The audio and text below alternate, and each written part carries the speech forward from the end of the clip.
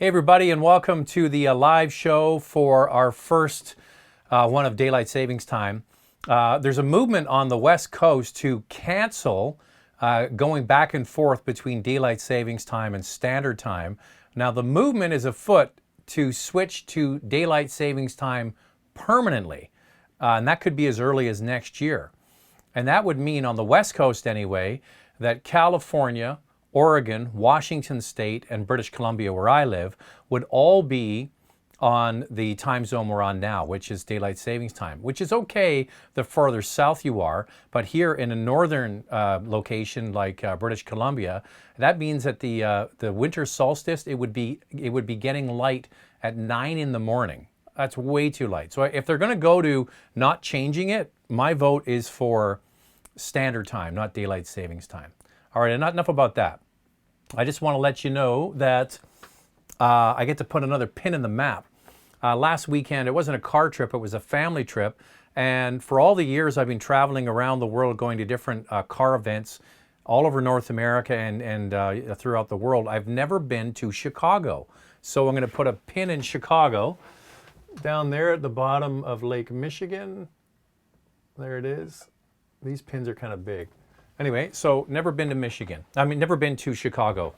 What a beautiful city. It's fantastic. If you are from there, congratulations. The people there are so nice and very friendly. We got to see a Bulls game playing the Raptors, which was great. The Raptors won. And a Chicago Blackhawks game against the LA Kings, and the Chicago Blackhawks won. So that was a good weekend. All right, so what else is going on? So that's why I wasn't here last week. I was in Chicago. The week before that, I was in Tokyo and went there with Toyota and Lexus and got to see a bunch of stuff. They're getting excited, obviously, because the Olympics is coming next summer, 2020 games in Japan. All right, let's get into the questions. Stalled enough to let people get on board here. The first one is Bruno. Hey, Zach, I really enjoy your show. Where are the Torontonian contributors of your show? By the way, what do you think of the new C8 Corvette? Do you think it'll steal sales from Porsche? Mike decided that it was too much work for him to do the videos and his regular job. He runs a small microbrewery in Kensington Market, Kensington Brewing, and he's doing that all the time. So he didn't have enough time to dedicate to doing the videos as well. It's too bad, because Mike was very good at it. But if he ever wants to come back, he's more than welcome. Is the new C8 going to steal sales from the Porsche? It's a very different market. The one thing I will say, having owned 4 Porsches, is the Porsche crowd is kind of snobby. And I think that even in the Porsche world, you know, 911 owners kind of they look down at Boxster owners, and it's kind of a different crowd altogether. I think that they are going to do very well with the C8, considering the price. I'm not sure if they're going to steal them from Porsche buyers, but there's going to be a long list of people that are excited about getting a mid-engine supercar, basically, for well under $100,000. So I think that's going to be something to watch. Hey, Zach, what do you think about the FCA association with Pujo? I think here's the reality. The hard reality is these car companies that don't have the research and development dollars to basically go on their own and develop electrification platforms and hybrid systems are going to have to marry up. And then you layer on all of the other things like autonomous systems. To develop these systems on their own is going to be very, very expensive. And here's the thing, is that a lot of brands are going to be forced to bring out electric vehicles in the marketplace because of ZEV mandates, zero emission vehicle mandates. We have one here in British Columbia where I live. There's one in the province of Quebec, and there's going to be more coming on board. There might even be a national version of that here in Canada. Not sure what, it's certainly not going to happen in the States under the Trump administration, but if there's a zero emissions vehicle mandate, all of these companies are going to have electric cars. They don't have the money to do it on their own. They're going to have to team up. So they have been looking for a partner at FCA for a long time. So it's going to be interesting to see if this will actually go through. It's probably not the best marriage, but a marriage to save money in the long run could be a good idea. Here's the thing is, what's happening is you have a lot of brands like Mitsubishi teaming up with Nissan for electrification. You have Subaru teaming up with Toyota for hybrid and electrification. You have Suzuki in Japan, in India, teaming up with Toyota for electrification. So maybe watch the Tokyo video that I put out because I kind of touch on that a little bit. What are your thoughts on the Hyundai Veloster? I think the Hyundai Veloster Turbo is a great car, okay? That's the 201 horsepower version. I love the way it drives. I kind of even mentioned in the video, you can go back and watch the video, it kind of reminds me of a GTI alternative. It's got a useful back seat with the funky third door and a nice sized cargo area. It isn't square and boxy like the GTI, but if you're in that kind of market for a sporty, fun to drive car, I think the Turbo is not bad. The N is fantastic as well. I don't really see any on the road. I don't think it's been a very big sales success. Excuse me. My problem with Veloster is it's covered in hard plastic on the inside, even the N version. So they cut costs, even though the dash looks good. When you touch all the materials on the inside, it's all hard plastic, which is a shame. And I think it's something that they could rectify. But if you're just going just straight driving, I think the Turbo is probably the sweet spot when it comes to a deal. Next one is, hi Zach, what would you choose between a Volvo V60 or an Audi Allroad for long-term purchase? I would go with the Audi Allroad. I think that A4 platform that they have is fantastic. Audi's reliability has come way up. I prefer the current MMI system in the Audis. They're switching, by the way, for next year. I had a chance to drive the updated A4 in Italy a couple of months ago. Go and watch the video again, and you see the changes they made to the car.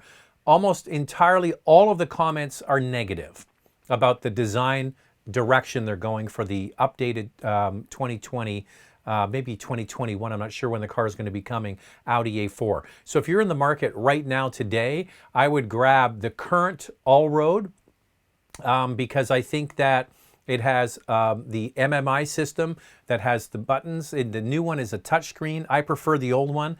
If you're a heavy Android or Apple user in the phone, if you want Android Auto or Apple CarPlay, it doesn't have touch sensitivity in the current model. It does in the new one. That's the big change they made to the inside.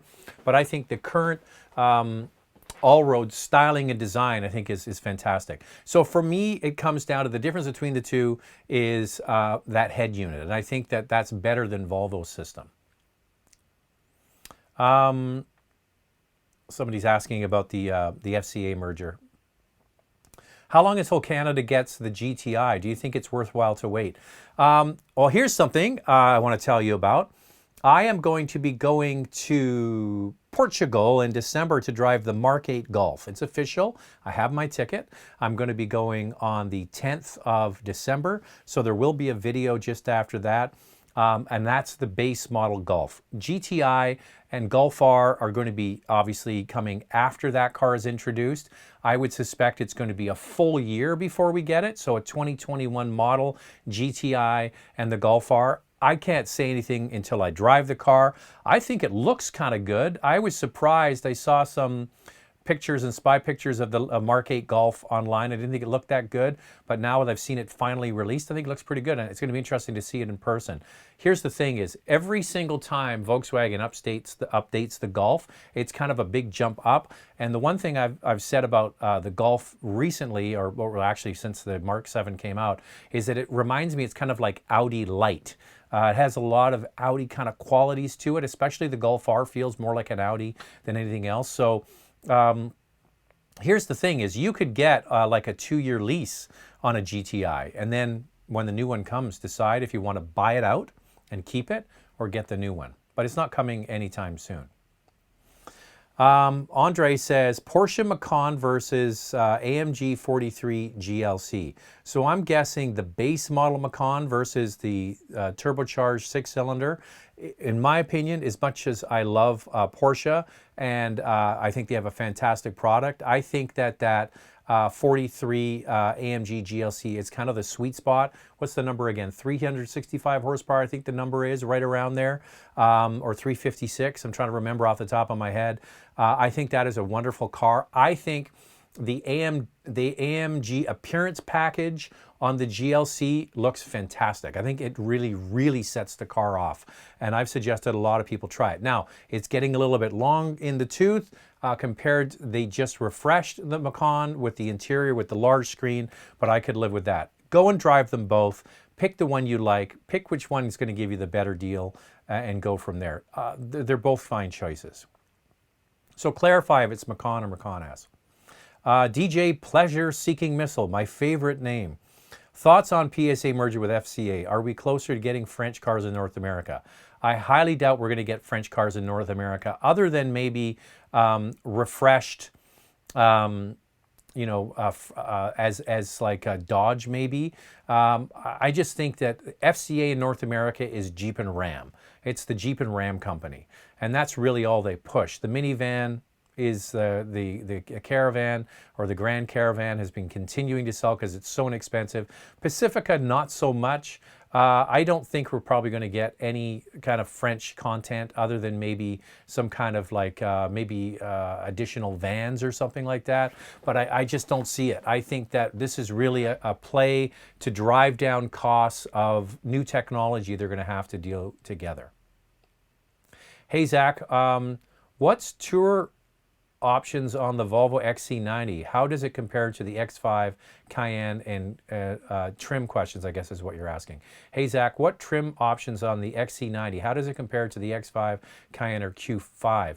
Well, you're mixing a few different vehicles here. Cayenne and Q5 are 5-passenger vehicles. The XC90 is a 3-row 7-passenger vehicle. I think that you have to figure out what you want. It's available with the twin motor version, the electric plug-in hybrid. I don't particularly love that version. I would get the regular gasoline, turbo, and supercharged version. You need to go and drive them all to see which one you like. I think the best driving of the bunch, if you're talking base model Cayenne, base model Q5, base model X5, is the X5. Without question. The inline 6-cylinder is fantastic. The power out of that motor is great. The handling is superb. The fit and finish and the materials on the inside is really fantastic. If, however, you're going to get a Cayenne and opt it up and get a lot of features in it, if you're just looking at a people mover, the XC90 would be the one to get. Hey Zach, great to see you back online again. Why do you think most automakers produce all-wheel drive sedans for the North American market? Because that's what people want. And the other thing is that you've got to remember, when a car manufacturer makes cars for the marketplace, they're doing it also to keep the factories running, right? So the move is towards SUVs and crossover vehicles. So in order to get the factories that are making sedans continuing to work, they have to offer things that you get in SUVs to keep people buying them. So we've seen in the last year, we've seen Altima now with standard all-wheel drive, right? You see, of course, Subaru has all-wheel drive, and you're going to start to see that in more cars. Mazda has offered all-wheel drive in the Mazda 3, and you're going to probably see more of that because in order to keep these cars moving, they have to offer more things. We've also seen turbocharged engines coming and more powerful engines to keep that slice of the market going. So what's either going to happen is you can keep the plant pumping out the sedans, or you can slow the plant down, or you can switch it over to a new product, which they kind of get to a certain point where they have to, fish or cut bait, right? And that's really what's going on. These big companies with major factories all over the world, they have to keep the wheels moving, literally and figuratively, in order for the system to work. You can't just slow down a factory. It doesn't make any financial sense. You have to keep pumping cars out. So that's why they add all-wheel drive. What is your take on the mid-cycle refresh of the Audi S5? I don't think I've seen it. You know what I drove by yesterday on the highway? Ding dong. An RS5. And he had it in this kind of the same as the Porsche chalk color. look damn good. That is a great car. That is a fantastic car. I don't know I've seen any difference with the S5, so please forgive me. I haven't seen it. Hey Zach, any info on Canadian availability of the Mark 8 Golf? I might be interested in the GTE if priced reasonably. Well, the GTE is like the e-tron A3. It's a plug-in. We're kind of putting the cart before the horse here. We have to first of all go to, why does this thing keep switching off? It's driving me crazy. Apologize. So we got to get to the point where we can actually drive the car and check it out and get the original Golf in, never mind the sort of smaller versions of that, meaning the GTI and the Golf R, the mainline car. Here's the interesting thing.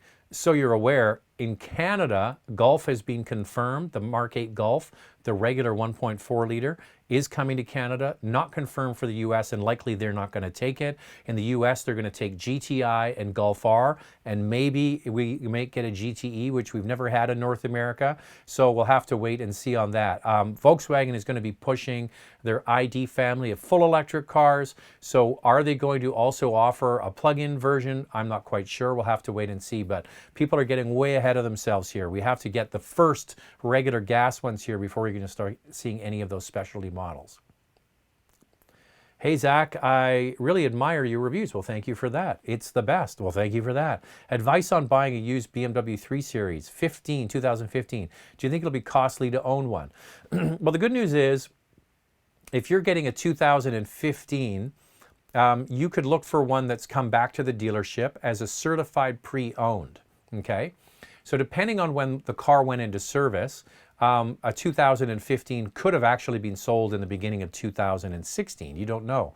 So what they do is they call it punching the warranty card. So when that car is put into service for the very first time, when it's licensed and registered to the first owner or leasee, that's when the warranty starts. That's when it starts. It doesn't start when the vehicle arrives at the dealer. It starts when that warranty card is punched. So you might even be able to get a 2015 with regular warranty left. That's their factory warranty. And then if you buy it from a dealer and you get a certified pre-owned warranty, then you can have 2 more years of driving with pretty much the bumper-to-bumper warranty. That would be my advice. I always like to keep German cars especially under warranty.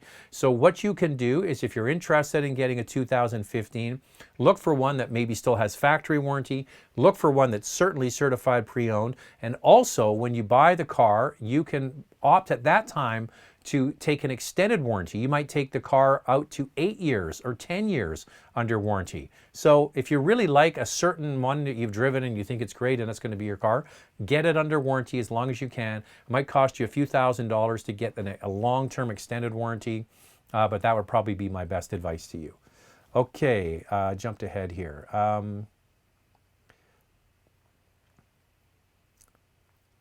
Hey Zach, hello from Toronto. What's your opinion about Honda's hybrid cars, particularly the Accord hybrid?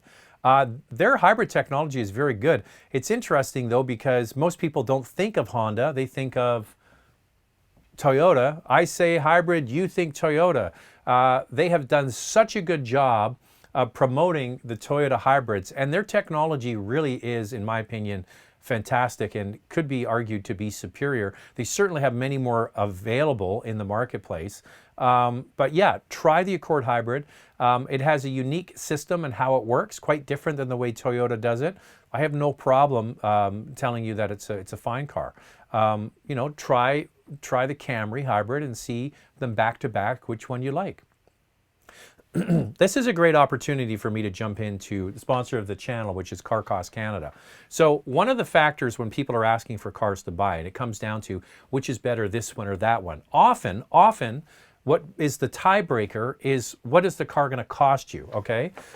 So for example, say you're looking at an Accord hybrid or you're looking at a Camry hybrid, you could go to Car Cost Canada and type in the trims that you want, sort of the specs that you like, and you would get the dealer's cost for the car. So let's say, I don't know, I'm doing this off the top of my head. The dealer's cost is $26,000, but there might be an incentive in place right now. And as we're getting towards the end of the year, this is where incentives start to get sweet, because as 19s are heading towards the end of the calendar year, once it clicks over January 1, that's now a 1-year-old car, right?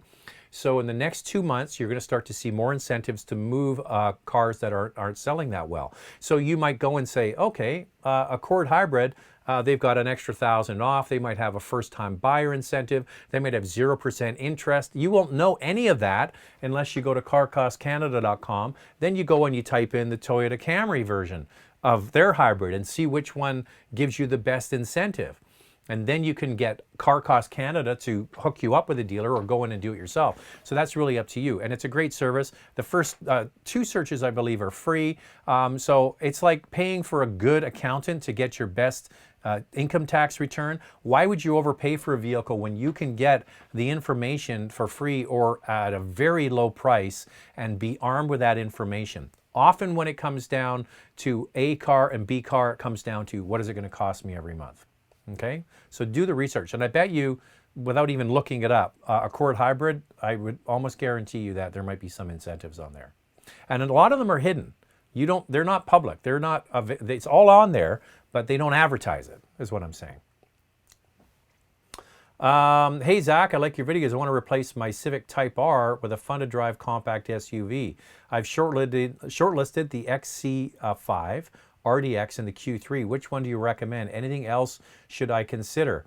Okay, you're going from a Civic Type R. Well, that's going to be a real change for you from that really choppy kind of ride and manual transmission and you know, what a great car it is. I think that you're kind of going up the right avenue here. If you're going to go CX5, you would definitely be interested in getting the turbocharged engine. RDX already comes turbocharged with a 10-speed automatic. It's actually quite a nice vehicle to drive. And the Q3, here's one thing. I'm going to go through this again because I think that, in my opinion, you're looking now at a mix of premium and non-premium cars. Like a CX5 Turbo is not classified as a premium car. An Acura is, and an Audi certainly is. Here's my thought process on the Q3. In my opinion, I think the Q3 is the vehicle kind of to beat in that class, and here's why. Volkswagen builds the Q3 on the Tiguan platform, okay? Now, what did we get with Volkswagen with their current Tiguan? We got the long wheelbase version that, so we get the long wheelbase version. We don't get the short wheelbase version that they sell in Europe. And a lot of people complaining about the output of the engine. It's 184 horsepower, I believe it is, with a turbo 2-liter engine. And we don't get the higher output engine that they also sell in Europe. So we don't get the short wheelbase version with the more powerful engine. Guess what? That's what the Q3 is. The Q3 is the short wheelbase version of the Tiguan that is sold in Europe and made into an Audi. And you get the Volkswagen GTI engine in there. 228 horsepower, 2-liter turbocharged engine. 228 horsepower, 8-speed automatic transmission. You get the short wheelbase Tiguan, and you get all the Audi nice looking on the outside, uprated materials on the inside. If I was shopping for a Tiguan and I didn't need that extra legroom in the back, I would run to the Audi store and get a Q3. Now, back to your question, which one is the best if you're giving up a Type R? I would probably put it, you need to drive them all. These are all really good choices in my opinion. You've definitely done your homework, so go for the CX5 Turbo, try the RDX, which probably is going to be the winner, and then the Q3. And the Q3 might surprise you, but there's nothing wrong with any of those. Will Audi replace the TT or retire that model? I'm hearing that it's going to be gone. Audi is going to be weeding out some of their redundant models, right? So they have all of these different iterations of a same car, and you're going to start to see that from Mercedes and BMW as well. One of the biggest complaints I have of all of those German brands is they've added so many different trims and options now. Look at, you know, they used to have an X5 and an X3. Now they have an X2, an X3, an X4, an X5, an X6, an X7, like and then you've got all the different versions of the engines and trims. The same at Mercedes and the same at Audi. So they're going to start to weed some of those out. And low-selling cars are going to be gone, and the TT is going to be a victim of that. Hey, Zach, what's your opinion on the 2000 Toyota Celica GT? How much should I spend on a car like that? I don't know. What I would do is, you're talking about an almost 20-year-old Celica GT. Sorry, if you're from the U.S., Celica. If you're looking at a Celica GT or a Celica GT, I would suggest you go to a Toyota forum and find out what people in that world think of the car, and also what the prices are. You'll probably see for sale ads there. Now keep in mind, a lot of them, or most of them, will be in the United States, but you'll kind of get an idea when you start searching, depending on where you are, for a Celica or a Celica. You'll see what they're actually worth depending on the condition. Condition is paramount to buying a car that's 20 years old. So when you're buying a used car, you're buying the previous owner or owners' maintenance, repairs, and looking after the car. A noisy car. It is a noisy. Why does this thing keep shutting off? I know why. I'm gonna figure it out. Watch this. I know why. I'm gonna go. I didn't do loop. View. Loop is on. I'll do loop again. View. Loop. There you go. And then view. Full screen. Now you see how I set it all up. There you go. It's a noisy car, the Celica GT or the Celica GT. So please, be aware of that. It's like, and you might like it or not like it. I drove these cars. This is the thing, is like, I've been doing this now long enough. I'm going to have an NSX video coming out in the next little while. And I remember driving the original NSX when it came out, because I started test driving cars in 1992. So a lot of these, like that Celica, I can remember. Do you think Honda and Toyota should bring their diesel offerings to Canada? There is no appetite at all for diesels in North America by the Japanese companies, other than Mazda bringing in the diesel in the CX5 and charging a hefty price for it, I should say. No, I don't think. The thing is, they have their hybrid technology. And this goes back to the point I made earlier with all of these like FCA and PSA teaming up. These companies need hybridization. And that's why companies are going to be teaming up. You're going to see consolidation throughout the entire auto industry, because a company like Toyota can meet the fuel standards that are going to be placed on car manufacturers over the next 10 or 15 years. They can do it no problem.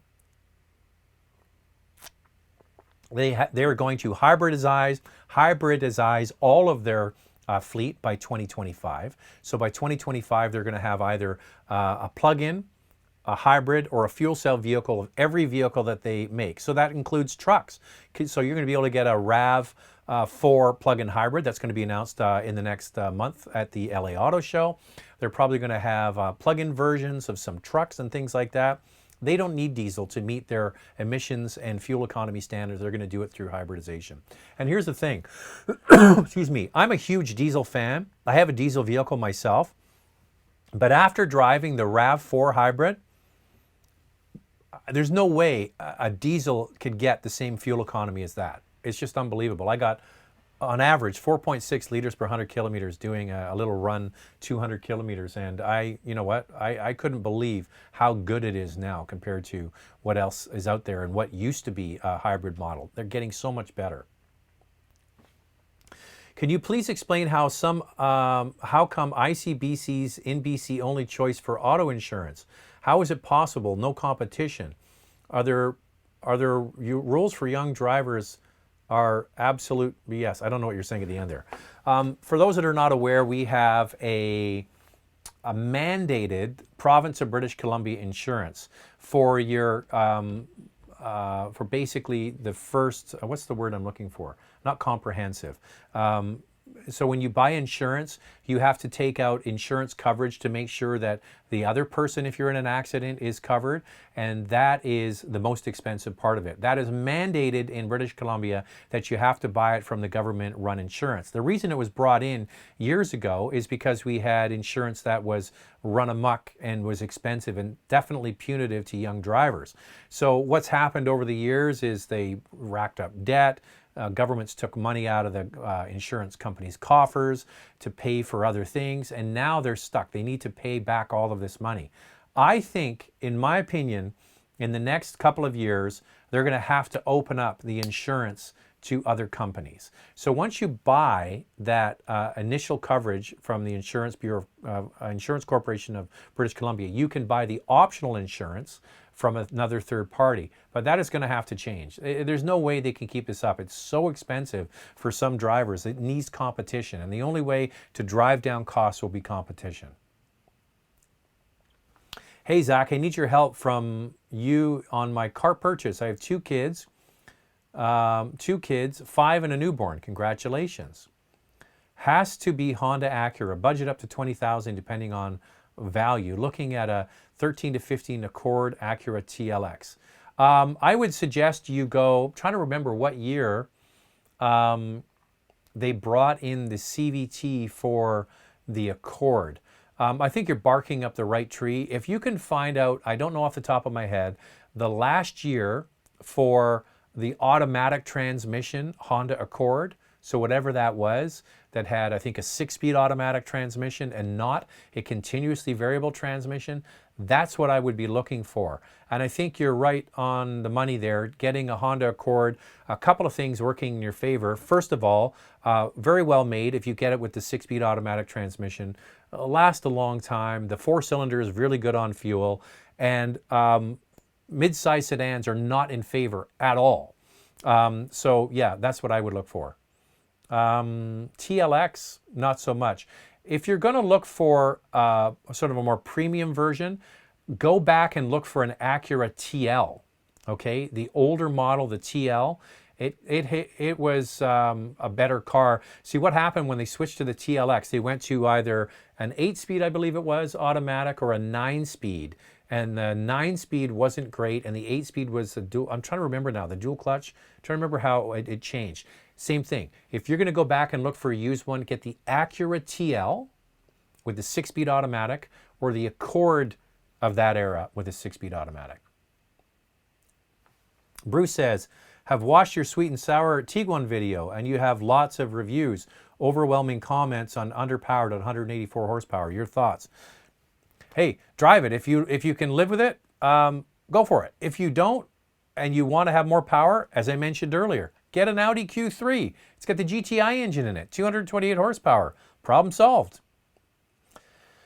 Hey Zach, I'm nearing the end of my 2016 GTI Autobahn lease in March. I'm debating whether I should wait for the new GTI Mark 8 or Veloster N. If it was me, and if your GTI has been reliable, you could go back to the dealer and see if you can extend the lease, or you can release it for a year or two. If you like the GTI, I would suggest you keep driving it until the new one comes out. That's what I would do. It's only 3 years old, so you had a 3-year lease on it. I wonder if Volkswagen Finance or Credit would allow you to maybe take it out for another year. So we're going to be at least a year until we get the GTI, in my opinion. I think that's when it's going to happen.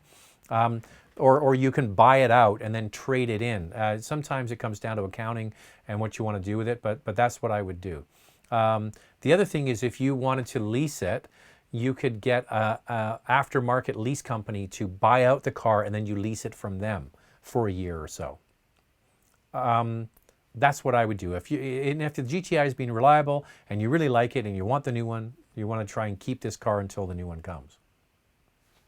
Hey Zach, I'm thinking of buying a new CX5 Signature, 227 horsepower. Do you recommend it compared to other compact SUVs? Also, the Honda Element returning. Thank you. I don't believe the Honda Element's returning, and they lost a great opportunity with that vehicle. You know, so many times car companies have just screwed up by not changing and not updating and letting things just like die on the vine. The Element was a perfect example of that. So funky and different. Dog lovers love them. You could wipe down the inside. It was a great vehicle. It was all-wheel drive, front-wheel drive, manual, automatic. It was a cool-looking little rig, and they just let it falter and dried up and went away. The CX5 Signature with the turbocharged engine is a great product. I think that it's kind of hard to beat in that. I'm going to say something that's going to sort of maybe be kind of different because it's a turbo versus the RAV4 hybrid, but I really want you to try that as well. It's surprisingly good, especially in the city. Off the line torque is good because it's got the electric motors, but no issue with the CX5. Gil says 2020 Accord or 2020 Camry. I'm going to say it again. If I was going to buy an Accord, it would be the 2-liter turbo with the 10-speed automatic. Great engine, transmission is sorted out, and that's a great car. If I was going to get a Camry, I would get the hybrid, because back to my point, if you haven't driven the newest batch of hybrids from Toyota, they have turned up the torque you get from the electric motors and gives you much more drivability, especially at city speeds, which is what most of us use it for. So those are the two I'd like you to try, unless you're going to go for a V6 Camry. But I think that the 2020 2-liter turbo with the 10-speed automatic, or you can even get a manual in the Accord if you want. So here's a perfect example of what I mentioned earlier. Apples and oranges. You've got a Camry, you've got a Accord. Often, at the end of the buying funnel, it comes down to who's going to give you a better deal, which brings back Car Cost Canada. Find out what kind of incentives and rebates are on. You're looking at the two winners in this category. These are the best sellers. Another car you might want to try is a Mazda 6 Turbo. Okay, same thing. It's got an automatic transmission, and you've got I'm trying to remember the horsepower. I think it's 260 pound-feet of torque anyway. But that's not a bad car to try either. And maybe a Nissan Altima. I don't love the CVT in that one, but cars that aren't selling as well. So you've got Camry and Accord and then everybody else, right? Like the difference is like night and day. They sell the bulk and everybody else sells barely any. So if you start shopping in the barely any, trust me, when you go to carcostcanada.com, you will start to see all kinds of incentives and rebates, especially as we get towards the end of the year, because they're going to get rid of these cars. People aren't buying mid-sized cars. That offers an opportunity for you to get a deal. 2019 Volkswagen Golf Exec Line or Base GTI. I did a review, it's funny, I took the picture down, of that exact car, the Exec Line. So go back and watch my review of the Golf. It's within the last 6 weeks, I believe. And I said that exact thing. If you are going to buy the top of the line Golf, in my opinion, for I think $1,000 more, you're much better off to get the GTI. First of all, you get you go up to 228 horsepower. You go to a funky plaid cloth interior, which I actually like. You get better brakes. You get the limited slip differential and all those sorts of things. In my opinion, for the $1,000 more, it's well worth it. All right, and you get the larger head unit. So those things are the same size head unit, the larger 8-inch unit. Thomas says, do you recommend a used GLA 45 AMG? I was never a big fan of the GLA. It's just so small and it's not really an SUV.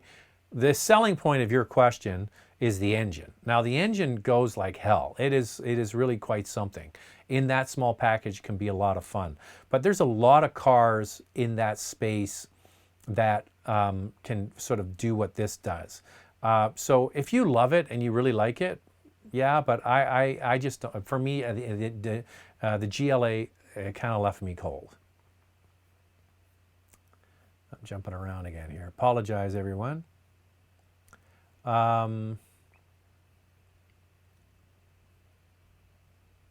Okay, here we go. Apologize, everybody's jumping around.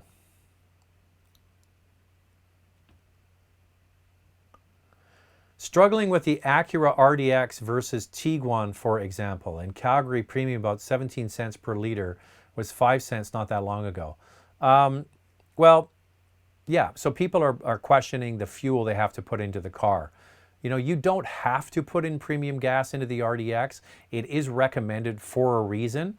But yeah, there are other vehicles that offer turbocharged engines that don't need premium gas, like the CX5 that we've been talking about quite a bit here. Also, the Santa Fe doesn't require premium gas. So there are other turbocharged SUVs out there that don't need that. You know what? That Santa Fe is a pretty good product as well and has a premium kind of feel on the inside. Ernie says, opinion please on Toyo Celsius all-weather, not all-season tires for snowy central Ontario conditions, including a trip to Florida on Lexus ES350, a good compromise. I do some work for Toyo. I'm going to come clean on that and tell you that I've done some videos from them. I do know one thing. If you go to one of the tire testing sites, if you look up the Celsius tire, it actually does quite well in just straight snow conditions, and is not bad on road when it comes to quietness and smoothness. No, Cayenne also has all-weather tires, of course. They're WR series, and they've been at it for a long time. However, the WRs are kind of noisy on road. I would say that the WR is probably a better snow tire, and the Celsius is a better like dry weather tire and wet weather tire.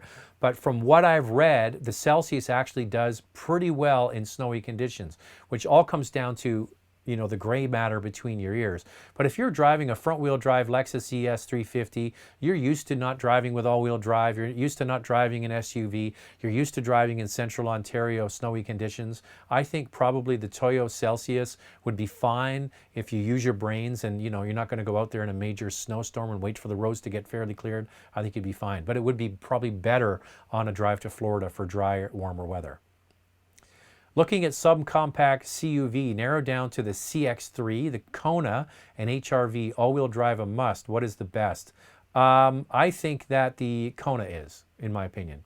Back to the same thing I mentioned earlier about the Veloster with the hard plastic. The inside of the Kona is the same. It's got a nice looking dash, a nice looking head unit, nice graphics for the entertainment system. However, when you start to feel it on the inside, it's a bit cheap and cheerful. I will tell you that the Kona is selling incredibly well. And if you can get the 1.6 liter turbo, it's a great little car to drive. For me, I think the CX3 is way too small. And that's why they're bringing out the CX30, which is a little bit bigger. My prediction, I'm only guessing, I think the CX3 is going to go away. I think once the CX30 comes, there's no need to buy a CX3. HRV, CVT, not a huge fan. Kona, I think, is the one to get. Will likely come out first, total EV. What will likely come out first, total EV? Okay, the question is BMW X5 or Porsche Cayenne. I own a gas-powered X5 now. Well, I don't really know the plans for full EVs for BMW. I do know that Porsche, because I went on the Taycan launch, and I'm going to drive the Taycan 4S in Finland in December, which would be a lot of fun. Porsche's first SUV that is going to be all electric is going to be the Macan.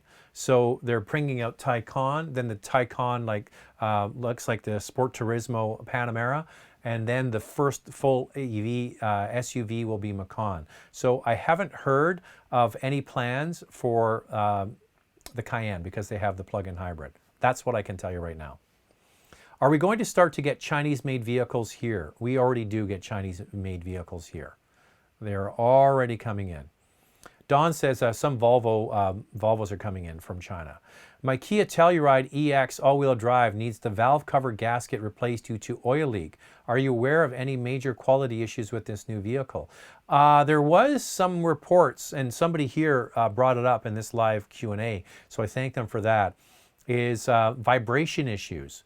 I'm really surprised that 3.8 engine has been around for a while, not in the Atkinson cycle configuration, but you know what, I would say, you know, get the car fixed and enjoy it. I think it's a great product. I saw one today driving. I talked to my wife. I said, there's the Telluride. I really like it. So I would work with them and get it fixed, and you know, watch it under warranty and see if it becomes more problematic, maybe time to make a change. But often when you get a new car and there's some kind of issue that happens right away, people contact me and they say, Zach, I want to get rid of this car.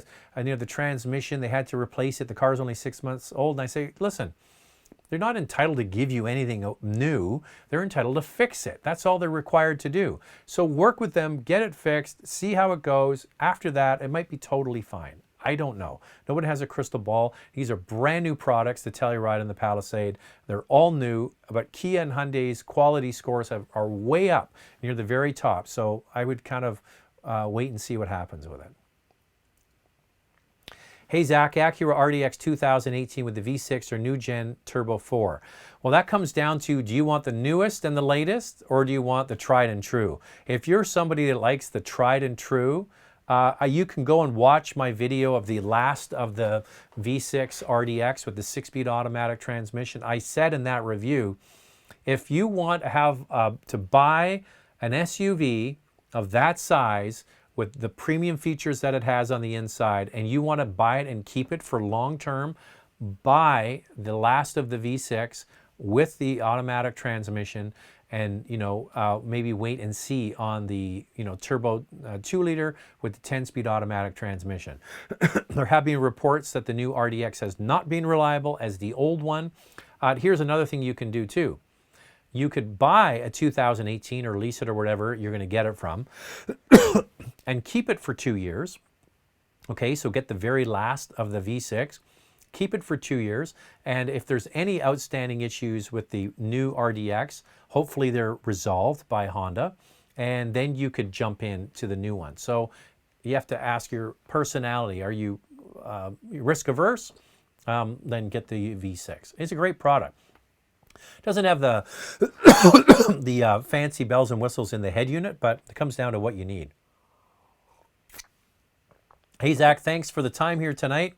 Love the live chaps. What are your thoughts on a used 16 or 17 Golf R versus STI? A little concerned about the Volkswagen quality issues. Here's the thing. If you look at quality scores of, from JD Power and others, there's quite a few Japanese brands that don't score in the average or above average. And I'll name them. Subaru, Mitsubishi, and there's one more. Subaru, Mitsubishi, and Mazda, I believe, are all below average when it comes to long-term dependability. Volkswagen has been improving their quality scores immensely, but if you want to go and look up quality scores for and dependability studies, the 3-year JD Power dependability study is a good one. But here's the thing is when you're buying a used product, you're always buying the previous owner, the maintenance and things they did to it. So go in with your eyes wide open, do the research.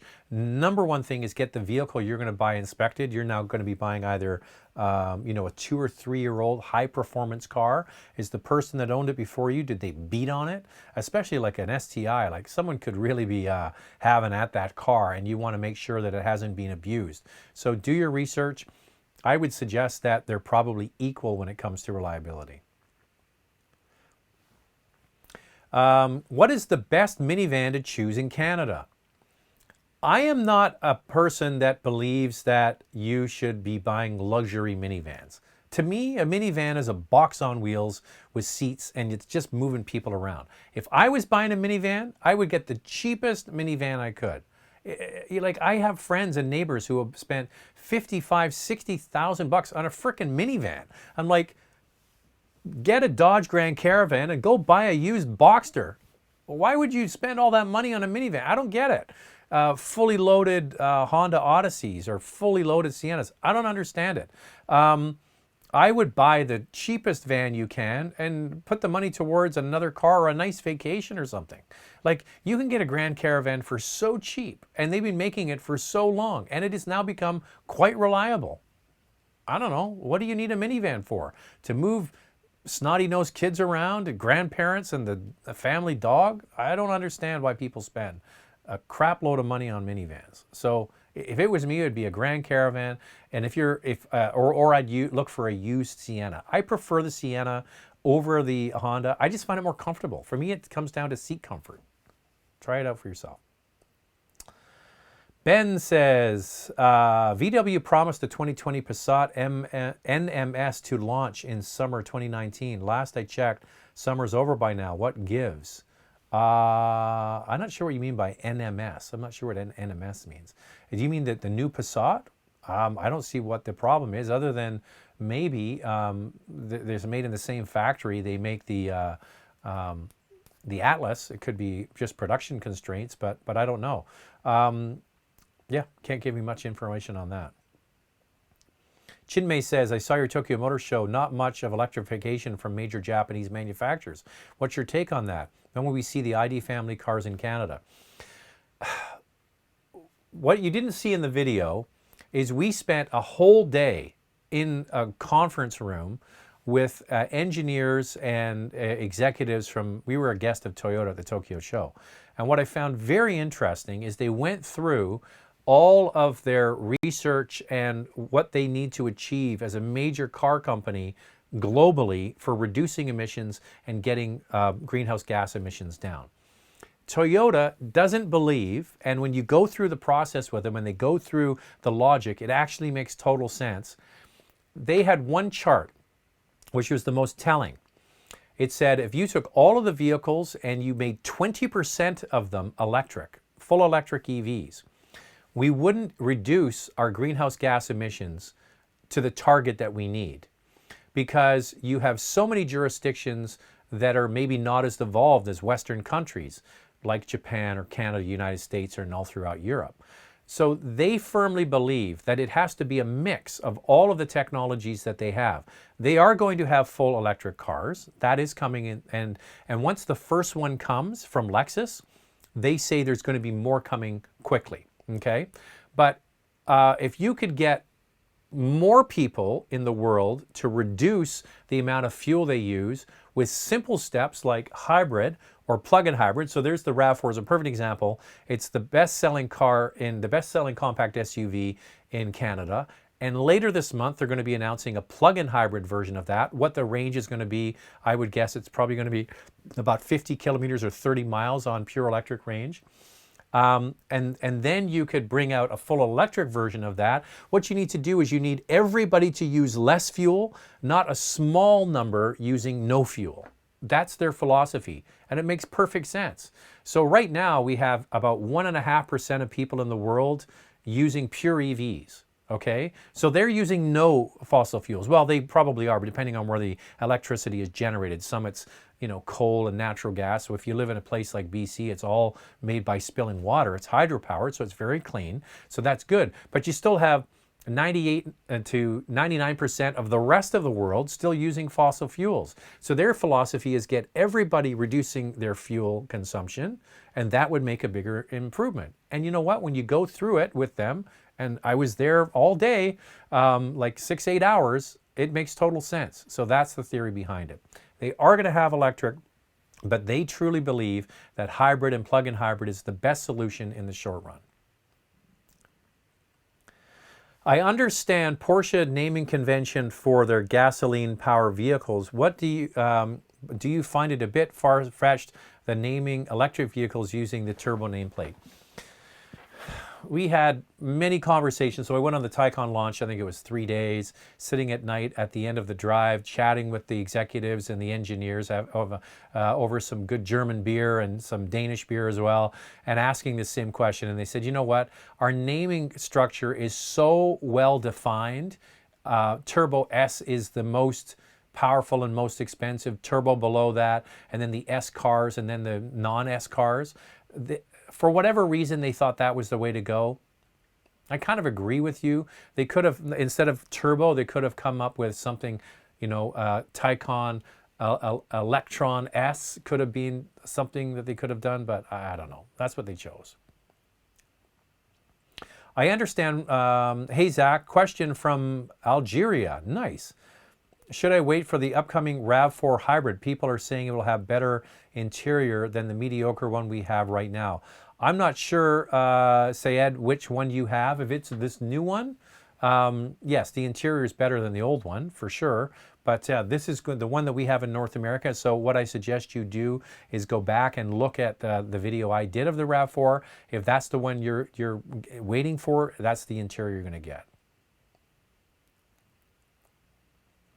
Hi, Zach. When is a lot of Mark 8 Golf questions.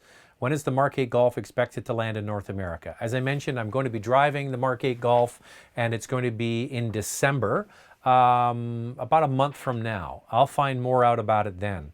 I would suspect that it's going to be next fall, okay?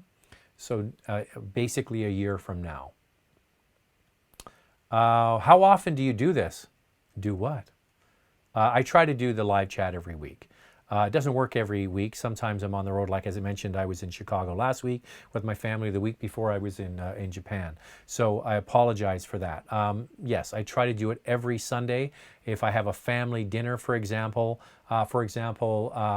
next weekend here in Canada is Remembrance Day, long weekend. So it's it's a provincial holiday on the Monday. I'll probably do it on the Monday. Frank says, hey, Zach, great job on YouTube. When will Canada get the new Mazda CX30? The new Mazda CX30 will be here before the end of this year, in about a month. Okay? Glad you mentioned Car Cost Canada. 6 months ago, I leased a vehicle and got $1,100 off MSRP as a result. I made car shopping more interesting as dealer aware they don't make much on your purchase. Well, I'm glad it worked out. Yeah, Car Cost Canada has been a sponsor of this channel for exactly 1 year now. And it's a great service. And, you know, I'd love TEKZ to write back, like, you know, how much did it cost you? I think the first couple of searches are free, and then I think you can buy a batch of 5 for it's less than $50. It's cheap. It's cheap. If like he saved $1,100. Why wouldn't you do it, right? I'm the medic. Hey, Zach, let's go grab lunch together. Sure, if you're buying. Francis says 2019 Lexus NX300 or Acura RDX. Well, this is are you interested in the sort of the fun and the performance of driving, or are you just looking for a good car to get you to work and back and be more relaxed and sedate? RDX is the performance sort of minded one, and the NX has improved. They did improve the suspension on it. The first version of the NX was a little sleepy, so they have updated that. So that's what you have to decide. Which customer are you? If you're more into the dynamic side, get the RDX. If you're into the sort of laid back, try the NX. But go to the dealers and try them out. See which one you prefer. Hey, what do you think of the 2019 Volkswagen Jetta? Is it better than Honda Civic?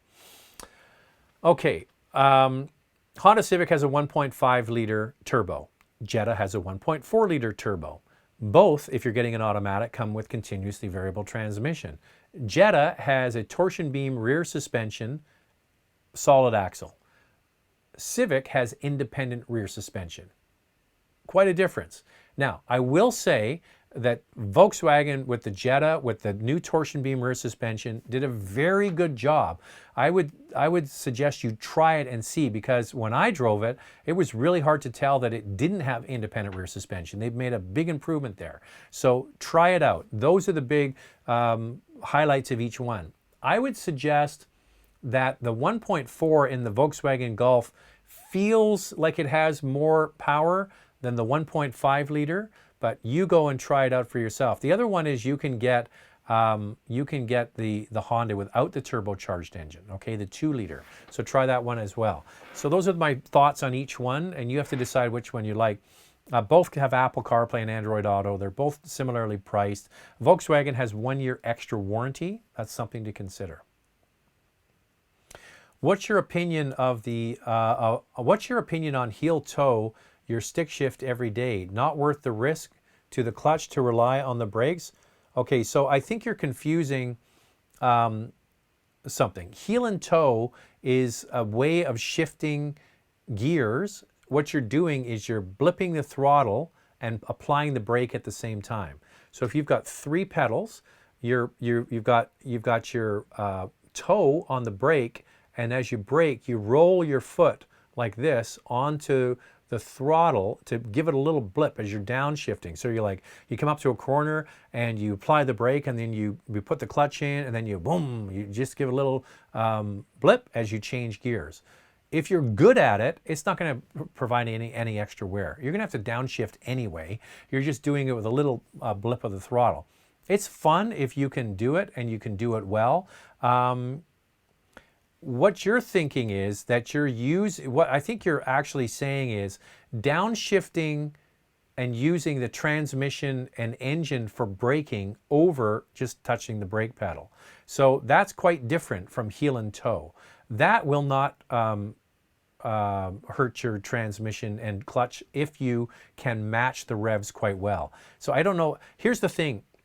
Heel and toe is a more advanced way of driving. If you're good at it and you can master it, and it takes some people years to figure it out, then it is a better way to drive. If you're not really adept at it, just drive your car regularly. It's going to be just fine. But it shouldn't wear out anything inadvertently if you do it properly, okay? Hi, Zach. Do you have anything upcoming on the new Toyota Highlander? Yes. I was invited to go and drive the Highlander in Texas at the beginning of December, but I was already committed to going to the Mark 8 golf program in Portugal. So yes, there is a Highlander ride and drive event happening the beginning of December in the United States. So there will be information about that car coming out right around the middle of December, okay? So there you go. I'm looking for a decent family SUV, something that will be reliable for 10 plus years. What's your suggestion? I said in previous weeks, people are asking about, the Telluride and the Palisade. I think Telluride and Palisade are my top choices right now until I get a chance to drive the Highlander, because the Highlander has been one of my go-to favorites in that class, and I think that it's going to be interesting to see what they do with it. So yes, just if you're not in a rush, wait another month. There's going to be all kinds of reviews on that product. I unfortunately won't be there. I'm going to be in Europe, which is good for me and all those Mark 8 fans out there. All right, I've been talking for an hour, and I got to go and eat because the clock says it's 6 p.m. on the West Coast, but my stomach thinks it's 7, so I got to go. Thanks to everybody. Keep the questions coming. Keep watching. Keep liking and subscribing, and we'll speak to you next week, which will be on the Monday, because it's a long weekend here in British Columbia next weekend. All right? Talk then. Have a great night. See you.